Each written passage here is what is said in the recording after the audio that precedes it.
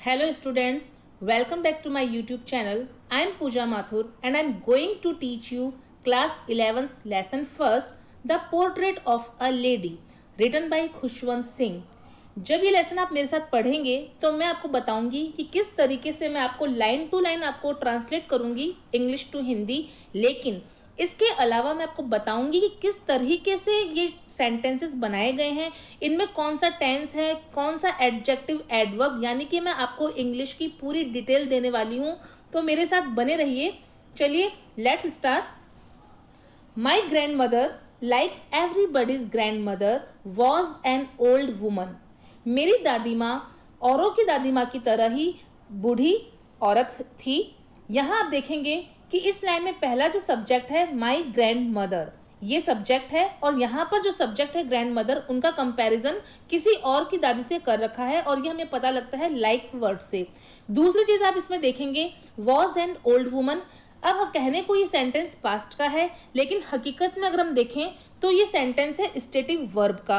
अब stative verb क्या होती है ये जानने के लिए आपको मेरा दूसरा वीडियो देखना पड़ेगा, क्योंकि यहाँ मैं आपको इतनी डिटेल नहीं दे सकती। फिलहाल आपको बस ये जानना है कि ये सेंटेंस स्टेटिव वर्ब का है। She had been old and wrinkled for the 20 years that I had known her. अब यहाँ पर आप देखेंगे कि यहाँ पर हमने माई ग्रैंड मदर की जगह शी लगा दिया है, क्योंकि यहाँ पर नाउन जो है प्रोनाउन में कन्वर्ट हो चुकी है। She had been old and wrinkled. अब दादी माँ कैसी थी? ओल्ड और झुर्रियोंदार उनका चेहरा था। For the 20 years that I had known हर। यहाँ पर आई राइटर के लिए आया है जो कि खुशवंत सिंह है। खुशवंत सिंह कह रहे हैं कि मैं उनको 20 सालों से जान रहा हूं और जहां तक मैं देख रहा हूं तब से ऐसी ही हैं, बुजुर्ग और झुर्रीदार। अब यहाँ पे मैं आपको एक चीज बताना चाहूंगी कि had been old and wrinkled, यहाँ पर ओल्ड एंड रिंकल्ड जो है वो दादी माँ की क्वालिटी बता रहा है, यानी कि एडजेक्टिव। और जब भी एडजेक्टिव सेंटेंस में आते हैं तो उनके साथ में ईडी लगता है, इसलिए यहाँ पर रिंकल्ड का यूज किया गया है। People said that she had once been young and pretty and had even had a husband but that was hard to believe. यहाँ पर खुशवंत जी बता रहे हैं कि लोग कहते थे कि she had once been young. अब यहाँ पर मैं आपको बताना चाहूंगी कि शी ग्रैंड मदर को डिनोट करता है। She had once been young, पहले वो किस तरह की थी? Young and pretty. तो यहाँ पर भी यंग और प्रिटी एडजेक्टिव का काम कर रहा है। And had even had a husband, और यहाँ तक कि उनके एक पति भी थे। अब यहाँ पर आप देखेंगे कि ये जो had even had a husband है ये पास्ट परफेक्ट टेंस है, और यहाँ पर जो दूसरा हैड है इस सेंटेंस के अंदर ये पोजीशन शो कर रहा है। But that was hard to believe, लेकिन ये खुशवंत जी यानी कि राइटर के लिए इस पर बिलीव करना थोड़ा मुश्किल था। My grandfather's portrait hung above the mantelpiece in the drawing room. मेरे दादाजी जिनका चित्र hung above the mantelpiece in the drawing room में जो मेंटल पीस है उसके ऊपर लटका हुआ है। अब मेंटल पीस क्या होता है? मेंटल पीस अगर आपने देखा होगा कहीं पिक्चर में बताया जाता है कि एक तरह का फायर प्लेस होता है जिसको कि डेकोरेट करवाया जाता है वुडन से या और दूसरे आर्टिस्टिक थिंग से, और उसके अंदर आग लगाई जाती है और उसी मेंटल पीस के ऊपर उनके दादाजी का पोर्ट्रेट लटका हुआ है। अब हम बात करते हैं सेंटेंस की फ्रेमिंग की। माई ग्रैंडफादर्स यहाँ पर नाउन है यानी कि सब्जेक्ट है, portrait hung.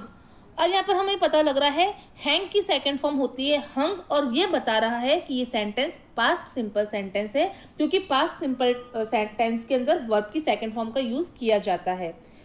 He wore a big turban and loose fitting cloth. अब यहाँ पर हम फिर से देखेंगे कि पहले सेंटेंस में माई ग्रैंडफादर जो कि नाउन था, अब वो यहाँ पर प्रोनाउन में कन्वर्ट हो गया है, यानी कि ही यहाँ पर ग्रैंडफादर को डिनोट कर रहा है।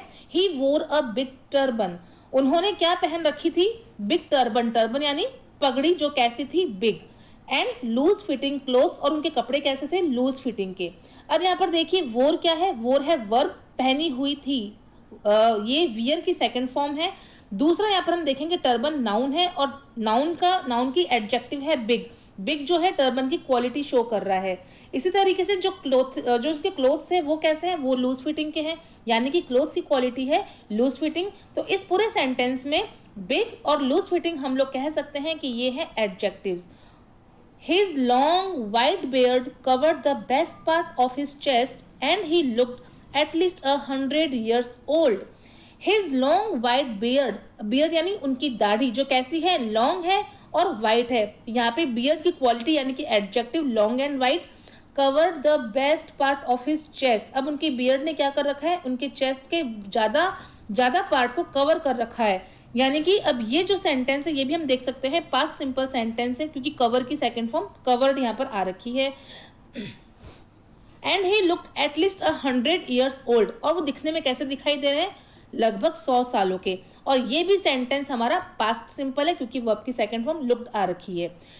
He did not look the sort of person who would have a wife, वे ऐसे व्यक्ति नहीं दिखते थे कि उनकी कोई वाइफ भी होगी। अब हम इस सेंटेंस का पैटर्न देखते हैं। सेंटेंस आप देखिए, डिड नॉट लुक, मैंने आपको मेरे पहले टेंस वाली वीडियो में बता रखा है कि जहां जहां डी वहां वहां वी फर्स्ट, तो ये रूल यहाँ पर अप्लाई होता है। डिड के साथ हम लुक का इस्तेमाल कर रहे हैं, और डू और डज और डिड की अपनी एक कंडीशन होती है। ये सेंटेंस में तभी यूज किए जाते हैं, या तो सेंटेंस निगेटिव हो या इंटेरोगेटिव या निगेटिव इंटेरोगेटिव, तो ये सेंटेंस आपका निगेटिव वाला है। आगे हम देखते हैं, ये लाइन वापस देखते हैं। ही did not look the sort of person who would have a wife और चिल्ड्रन, के दिखने में वैसे नहीं लगते कि उनके कोई वाइफ या बच्चे होंगे। He looked as if he could only have lots and lots of grandchildren, तो दिखने में वो कैसे लगते हैं कि उनके बहुत ज्यादा से ज्यादा क्या होंगे, केवल पोता पोती ही रहे होंगे। अब इस सेंटेंस को देखिए, ही लुक्ड से पता चल ही रहा है पास्ट सिंपल टेंस है, और यहाँ पर कैन की जगह कुड इस्तेमाल होगा। इसका कारण ये है कि आगे का जो आगे वाला पार्ट है वो पास्ट सिंपल में है, that's why we have to use could rather than can. As for my grandmother, अगर मैं ग्रैंड मदर की बात करूं, बींग यंग एंड प्रिटी, कि वो कैसे थी, young and pretty, the thought was almost revolting, तो ये क्या है उसके लिए, the thought was almost revolting का मीन्स यहाँ पर है हार्ड टू बिलीव, यानी कि राइटर के लिए विश्वास करना मुश्किल है कि वो कभी यंग एंड प्रिटी रही होंगी। She often told us of the games, वो क्या बताया करती थी, वो अक्सर बातें किया करती थी अपने गेम्स के बारे में। अब यहाँ पर देखिए, शी यहाँ पे ग्रैंड मदर को डिनोट कर रहा है, जो कि प्रोनाउन है। ऑफन टोल्ड, टेल की सेकंड फॉर्म टोल्ड हमें बता रही है कि सेंटेंस पास्ट सिंपल का है, और ऑफन यहाँ पर क्या है, एडवर्ब, क्योंकि ये वर्ब से पहले है, और कोई भी ऐसा वर्ड जो वर्ब की क्वालिटी को शो करता है वो एडवर्ब कहलाते हैं। She use to play as a child, ये उन गेम्स को कब खेला करती थी, जब वो बच्ची थी, एज अ चाइल्ड। अब आप यहाँ पर देखेंगे यूज्ड टू यहाँ पे यूज किया गया है। यूज टू होता है मॉडल, और यूज टू के साथ हमेशा वर्ब की फर्स्ट फॉर्म का इस्तेमाल किया जाता है, that's why use to play. That seemed quite absurd and undignified on her part, and we treated it like the fables of the prophets she used to tell us. That seemed, अब यहाँ पे that seemed का मतलब ये हुआ कि जो बातें दादी माँ बताया करती थी वो कैसी थी, quite absurd and undignified, मतलब कि वो सारी बातें उनको बेतुकी लगा करती थी। अब undignified भी यहाँ पर देखिए IED लगाया गया है, यानी कि वो एक क्वालिटी है, क्वालिटी के अंदर हमेशा मैंने आपको बताया एडजेक्टिव ईडी लगता है। On her part we treated, अब वी ट्रीटेड यहाँ पर ट्रीट है, ट्रीट की सेकंड फॉर्म ट्रीटेड, यानी कि ये पास्ट सिंपल टेंस है। इट लाइक द फेबल्स, अब उन बातों को इन्होंने कंपेयर किससे किया है, किसके जैसी लगती थी ये, उन कहानियों की तरह जो fables of the profits, profits वो लोग होते हैं जो ज्ञान की बातें करते हैं, कहानियां सुनाते हैं। She use to tell us, she had always been short and fat and slightly bent. She used to tell us, यहाँ पे फिर से यूज टू का इस्तेमाल किया गया है, वही मॉडल और वर्ब की first form tell. She had always been short and fat and slightly bent. अब इस हम लाइन में देखते हैं कि यहाँ पर 3 एडजेक्टिव इस्तेमाल किए गए हैं, short, fat and slightly bend. कैसी थी वो, उनका कद छोटा था, थोड़ी सी हेल्दी थी, मोटी थी, और वो थोड़ी सी झुकी हुई थी।